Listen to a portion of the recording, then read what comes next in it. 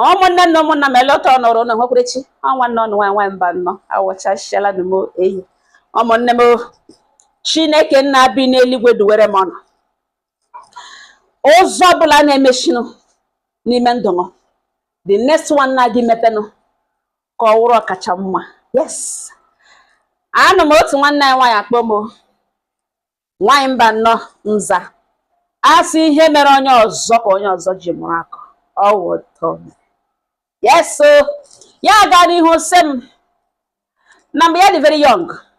na enwere nwoke ya na-emegara ihe nwa okorobịa o tozuola. Mgbe nwoke topụtara nwee biznes ọ na-eme na-akwụ ụgwọ ụlọ biri onwe ya gbaala tiwe blọk na nwoke ahụ o mega ọfụma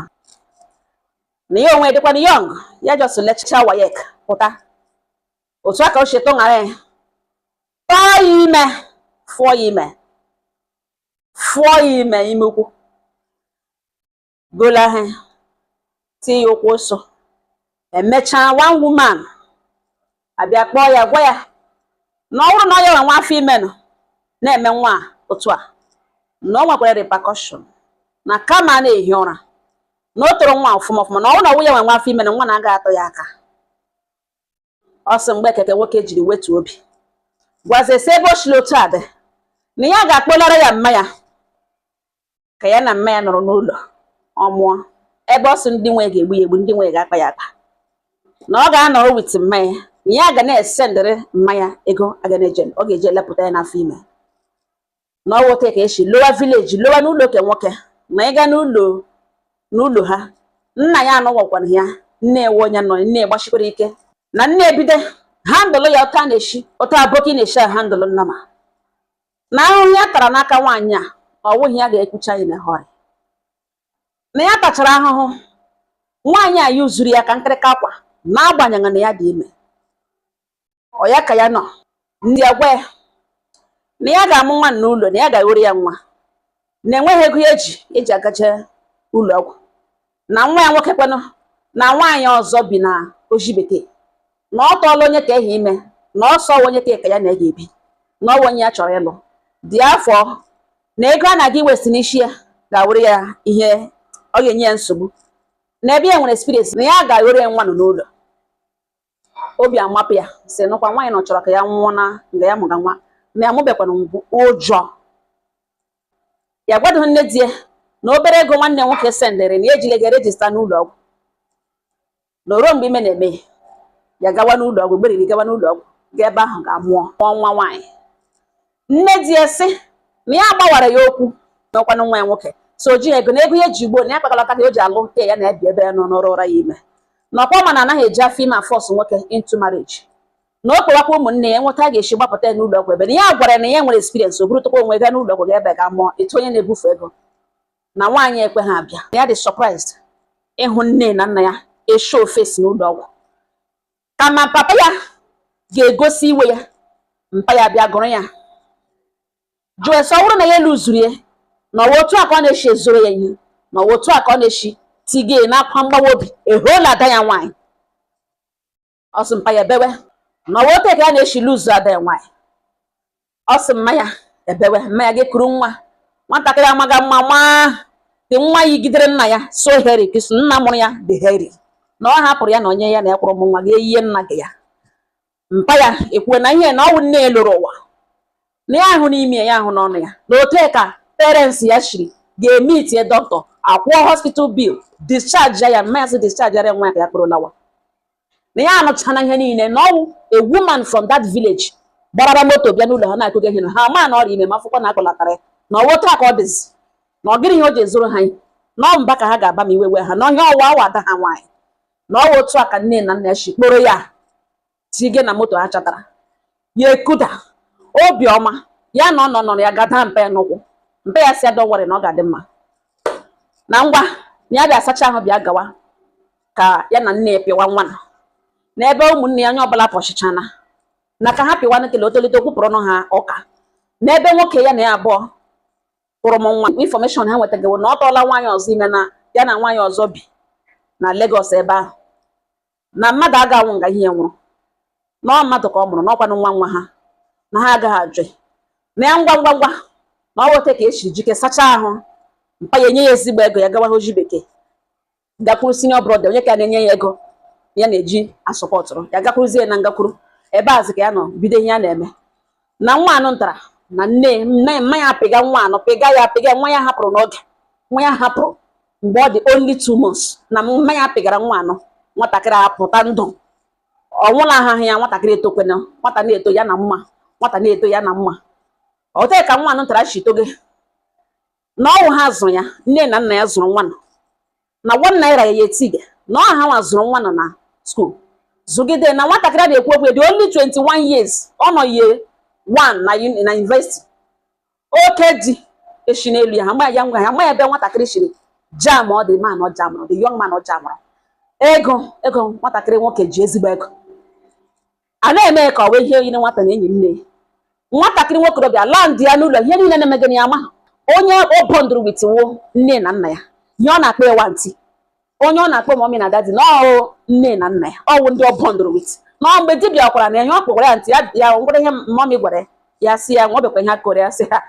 na ebe ọ nwere na gist nọ na ihe adịgo mma na Chineke chetara ha na ihe nwa na ụjọ ọnụ ya na-ekwu ya mini fon kpọba mma ya tụọrọ ihe n'ugbu a na by then ihe akọga ihe n'ugbu ya nọ n'ụlọ dike ya na ya lụọla di chioma anọ ebe ya lụrụ di na akọba ya awa akụkọ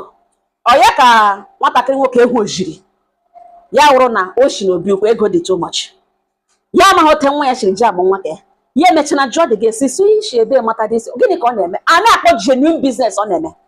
isi ishi ebe mata ya sị na ọgwụgwọ obere ihe o na ọkwa enyi ya nwaanyị chi na the family ya eduru ga eshiga mmadụ ga-elezi nne ya eduru ya ga na ọ the same family na ebe a ka ya ji amụrụ dị siga ọtọ nwere nsọ ọ ga-awụ ya gbara ọsọ for 2 months ọ nakwa achụ ya mgbe ya hụrụ na ọ dị serious ya kwere na ya na ya abụ eme na ihe for 5 months ya hụ na ya laikiri ya na ọ dị iche na what is there na onye Chineke nyere ụdara ọ ya arawa nwa ya obiọma everywhere abịa na ahụ list ome ihe abịa mgbamnkwọ ke nwoke si na ụlọ nna ya na oruru ihe host the caliber of friends ya nwere nwaanyị mba na suspend ịgba nkwụ under 2 months ka this guy jiri turn ụlọ nna ya to ala bekee ọ ya ka o ruru the very day a na-agba nkwụ ha esendkwara na ya ego ya ejike kpochie ya na di ya na ụmụ ya ha wụchasịa a na-ebido eme mme na-aga on otu ihe ahụ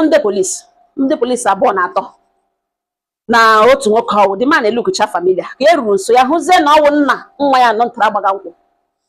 ndị obodo si nụkwa ọ gịnị onye kpọkọta polisi anọda polisi ka bịara ebe agbaligo egbe elu polisi gịnị wụ ihe ka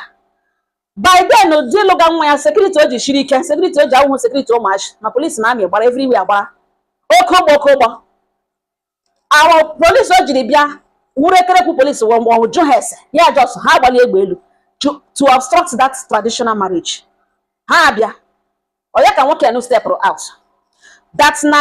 edinine access na ya nọ na nwa ya lụgadi taa na edinine access to nwa ya na ya abịala severally na enwe onye kwara agwa ya ebe nwa ya nọ na ya mụọ nwa ya na ya abụọ kuru ya gbalaga gbafuo na ekuru nwa anụ tara gbafuo gbalaga na enweghị onye gbara ebe nwa ya nọ till today na ya nụziri na big man bere ịlụ nwa ha ekosha ịbịa lụọ chefuzie nna amụrụ nwa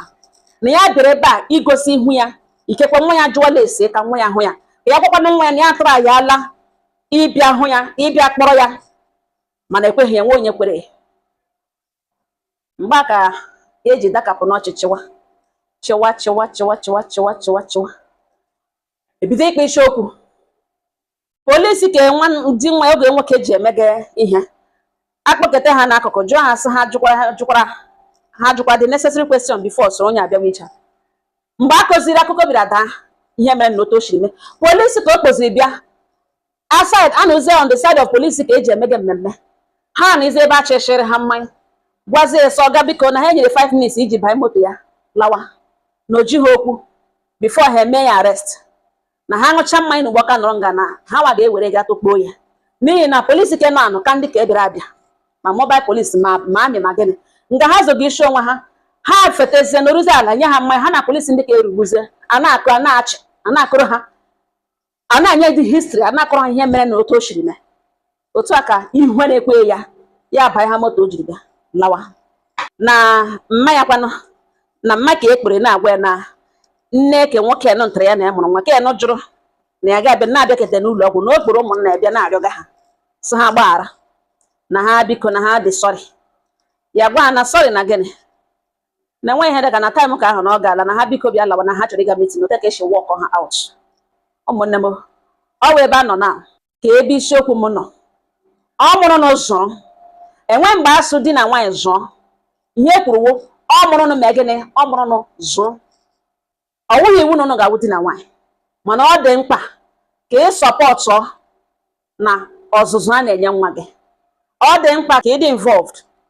na nwa ọbụla ikpọbatara n'elu ụwa ka ị dị fully involved. Ị wụrụ nwanne m nwoke wụrụ nwanne m nwaanyị nọrọ ngala ụbọchị taa wụ ụbọchị taa echi wee echi ịhụnanya ụbọchị taa wetara mana ịmabeghị ihe echi ga-eweta. Gị tọọ nwaanyị ime dị involved adịrịla ya azụ. Gị wụrụkwana nwaanyị dịra nwoke ime ya sị na ọ chọghị ịlụṅụ enwere ihe na-eme gị filie na bikos nọrọ lụṅụ dị afọ na nwa na-aga eru ya aka na ị ga-eme ka o rute aka na m enwetakwa tesisi dị like that. Mgbe ụfọdụ ụmụ nwoke na-efili na responsibility ụmụ nwaanyị ịchọrọ na ịmụ nwa ma ọ na ebe anwa gị gawa mgbe ihe sọrọ gị sende mgbe o jiri sọ gị sende gị biri ndụ gawa enwe onye ma ihe ga-echi ga-eweta. Ọ bụrụ na ị nwoke nọ nga na-ele gị ihe ụmụ nwoke bụ na akpa ahụ ha agagharịgawo stars ị na-anụkwa stars na-ebucha ụfọdụ bucha president agarị ụfọdụ bucha women of substance na akpa ihe ha agagharịga. Trump amụrụ ya ma enwere mgbe o bere ṅaa ihe niile wụ great men today Elon Musk ha niile enwere mgbe ha bere ṅaa marakwa amara na star ṅa ahụ iso ya mụọ ya ọ ga-ebepe ṅaa before gị na-agbadebe azụ mara ihe ị na-agbadebe azụ ma ihe chi ga-eweta. Ịbụ ihe Chukwu jiri gosi na ịbụ ya fuchọ na-agagharị gị were so n'ime akpa gị na nwaanyị wụ oji ka na-eji ya enwe nwaanyị ga-ata onwe ya ime gị ga-akọ seed kpọrọrọ m ya nọchọọ ya incubate ya mụpụta ya commit the fully involved n'ihi na ịma ihe nwa ahụ ga-awụ mana gị sị mba na ị ka dị young na ị dị full of life na ị dị too young onye awụ ihe bagen rụfọ ọ na-enweghị time gị were anya wụkwasị na ndị ụkpa ogologo ndị ka chapụrụ achapụ ndị ka ịṅụga ma supplement ma ndị ka ịgbaga ọgwụ ọgba a na-arọ bọsụ gị were n'anya tụkwasị ebe ahụ ikekwe onye gị na-amụrụ nwa nara ebe ata ahụhụ mgbe echi ga-ebugharị tebụl ị nwere oche ị ga-enwe oche ọ ngọ ha na m n'ọnụ kpachapụ n'anya ọ na-echefubele ọ mụrụ n'usoro udo dịrị ọnụ.